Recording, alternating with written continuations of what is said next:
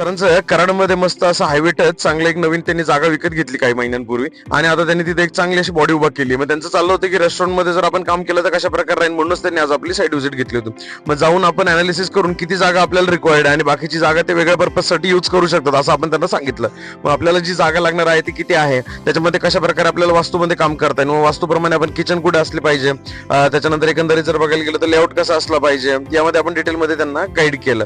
बाकी छोट्या मोठ्या ज्या वास्तूच्या बेसिक गोष्टी होत्या त्यांना आपण समजून सांगितलं की भविष्यात त्यांना काम करताना अडचण नको यायला. याच्यामध्ये एकंदरीत जर बघायला गेलं तर स्टाफ सॅलरी साधारणतः किती जाते, किती किती स्टाफला सॅलरी आहे, किती स्टाफ तिथे लागणार आहे याची एक आपण त्यांना लिस्ट काढून दिली. किचन इक्विपमेंट काय काय लागणार आहे, एकंदरीत जर कोटेशन काढलं तर साधारणतः इक्विपमेंटला किती जातील, टेबल खुर्च्याला किती जातील, आज काय रेट चालू आहे टेबल खुर्च्यांचा, त्याच्यानंतर क्रॉकरीला किती जातील याची आपण एक त्यांना अमाऊंट काढून दिली. सो त्या हिशोबाने त्यांना वर्कआउट करायला सोपं पडेल. याच्यामध्ये एकंदरीत जर बघायला गेलं तर नो लॉस नो प्रॉफिटला येण्यासाठी आपल्याला किती सेल्स पाहिजे हाही आपण त्यांना काढून दिला. म्हणजे त्यांना लक्षात येईल की एवढा सेल झाला तर आपण नो लॉस नो प्रॉफिटला आहे. मग याच्यामध्ये एकंदरीत जर बघायला गेलं तर सगळं व्यवस्थित लेआउट वगैरे चेक केलं आपण. त्यांना बँक्वेट आणि लॉन्स बद्दल पण काही सजेशन्स दिले. मागच्या साईडला जागा अवेलेबल असल्यामुळे तेही त्यांना खूप पटलं आणि मग त्याच्यामध्ये पण त्यांना आपण काम करायला सजेस्ट केलेलं आहे.